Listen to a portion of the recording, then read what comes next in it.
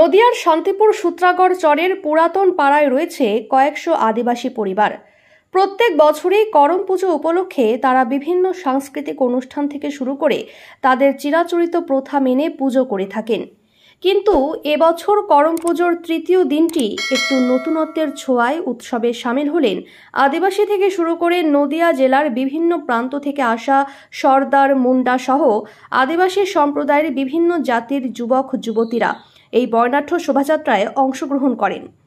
আর যেখানে রঙিন শাড়ি, মাথায় কলস, এছাড়াও হাতে তীর ধনুক নিয়ে বিভিন্ন আদিবাসীরা নৃত্যের মধ্য দিয়ে মাতোয়ারা হয়ে ওঠেন। তারা আজ করম পুজো সম্পর্কে আদিবাসী সমাজের তারা বললেন, আমরা সারা বছর এই দিনটার জন্য অপেক্ষায় থাকি।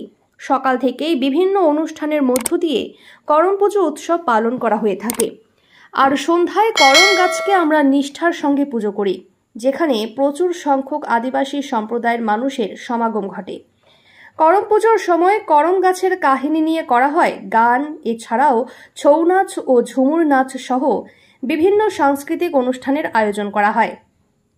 কিন্তু আজ ভারী বৃষ্টিপাত দেখা মেলায় তবুও বৃষ্টিকে উপেক্ষা করেও আদিবাসী সম্প্রদায়ের যুবক যুবতী থেকে শুরু করে 8 থেকে 80 প্রত্যেকেই হয়ে উঠেছে আনন্দে মাতোয়ারা।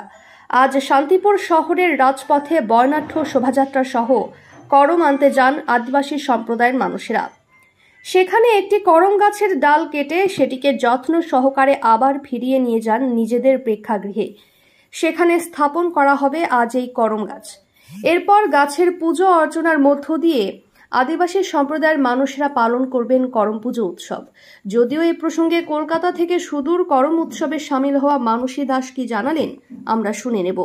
আমাদের উপায় নেই, করম রাজাকে ছাড়াতে পূজা শুরু হবে না, আজকে উৎসব শুরু হবে। যতই দুর্যোগ আসুক, যতই বৃষ্টি আসুক, বাদল আসুক, তাদের মধ্যে আমাদেরকে তো বেরোতেই হবে। তাকে কাটতে, তাকে স্বাগত জানাতে আমরা বেরিয়েছি। এবার তাকে পরিক্রমা শহর ঘুরাবো, তারপর আমরা করমথান নিয়ে যাবো। কত দূর যাবেন এখন? আমরা কাশ্যপপাড়ার মোড় অব্দি আমাদের র্যালি যাবে।